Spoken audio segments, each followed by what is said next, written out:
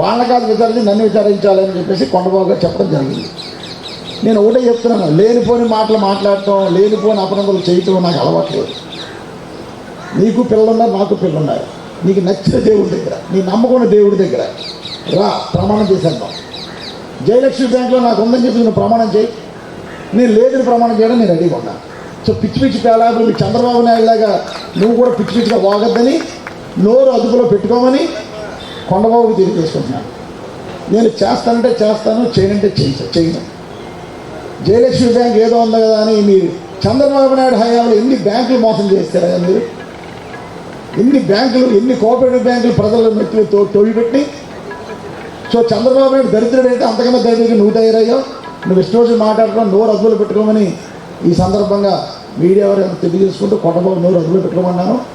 So నువ్వు మరలా పిచ్చి పిచ్చి వాగులు వాగావంటే కనుక మర్యాద ఉంటుందని తెలియజేసుకున్నాను.